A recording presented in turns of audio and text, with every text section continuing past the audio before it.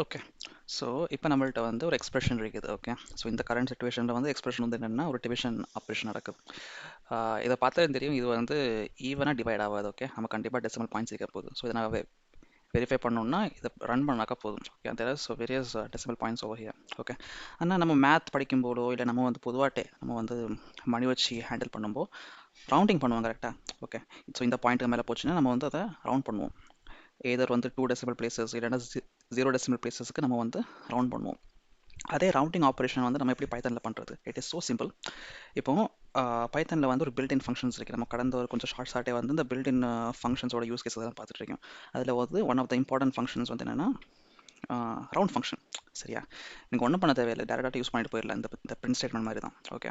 ரவுண்டுக்குள்ளே அந்த particular value இருக்கு இல்லையா, அந்த வேல்யூ அந்த நம்பர் வேல்யூ அதை வந்து நீங்கள் கொடுத்தீங்கன்னாக்கா உங்களுக்கு வந்து ரவுண்ட் ஆகி அந்த வேல்யூ வரப்போகுது. ஓகே. ஸோ 3.416க்கு பதிலாக 3ன்னு வரப்போகுது. ஓகே. பட் நீங்கள் வந்து மணி ஹேண்டில் பண்ணும்போது you don't necessarily need to like உங்களுக்கு வந்து ரவுண்டிங் வந்து 2 டெசிமல் பிளேசஸ்க்கு வேணும். ஓகே. அந்த பைசா உங்களுக்கு தேவைப்படுது. ருபீஸ் ப்ளஸ் பைசே உங்களுக்கு வந்து காட்டணும். அந்த சிச்சுவேஷனில் ரவுண்ட் ஃபங்க்ஷனில் வந்து ஒரு ஆப்ஷனல் பேராமீட்டர் இருக்குது. ஓகே. செகண்ட் ஆர்குமெண்ட் வந்து ஒரு ஆப்ஷனல் பேராமீட்டர். அதில் வந்து உங்களுக்கு எத்தனை டெசிமல் பிளேசஸ் வேணுமோ அத்தனை டெசிமல் பிளேசஸ் நீங்கள் வந்து ஸ்பெசிஃபை பண்ணிங்கன்னா உங்களுக்கு வந்து அந்த அந்த அளவுக்குள்ள ரவுண்டிங் நடக்கும். ஓகே. எனக்கு வந்து 2 டெசிமல் பிளேசஸ்க்கு மட்டும் நடக்குது ரவுண்டிங். ஓகே. கடைசியில் எனக்கு 2 வருது. காரணம் வந்து இதுக்கப்புறம் 6 இருக்குது. ஸோ 6 வந்து நெக்ஸ்ட் இதுக்கு நம்ம ரவுண்ட் பண்ணும்போது 2ன்னு வருது. சரியா? உங்களுக்கு இதில் 2 கொடுக்கலாம், 1 கொடுக்கலாம்.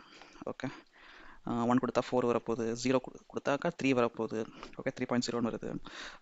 6 கொடுத்தீங்கன்னா 6 நம்பர்ஸுக்கு வந்து ரவுண்ட் ஆகும். சரியா? ஸோ இது உங்களுக்கு யூஸ் பண்ணலாம்.